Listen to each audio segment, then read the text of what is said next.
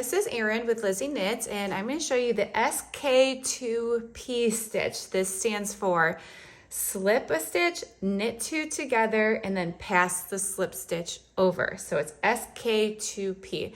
This is worked over 3 stitches and it produces 1 stitch. So it is a double decrease. Okay, sk2p. Slip the first stitch, knit the next 2 stitches together, and then pass the slip stitch over the stitch you just knit and off the needle. All right, so we end up with 1 stitch and we started with 3. Okay, I'm gonna set this up one more time. Sure I don't drop some stitches. Okay, let's do this one more time.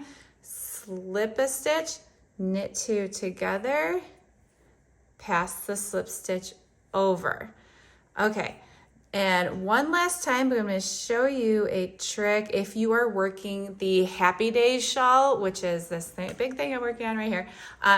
Happy Days shawl, in the instructions, it says knit until 2 stitches before the marker, and then you'll do your sk2p.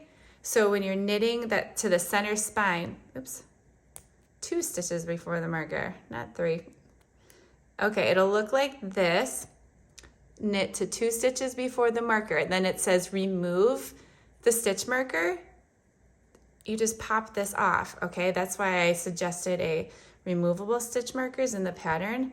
Hold on to that, do the sk2p, slip, knit 2 together, slip the stitch over, and then replace the marker and keep on knitting the rest of the row. Okay, I hope that helps. Thanks for watching.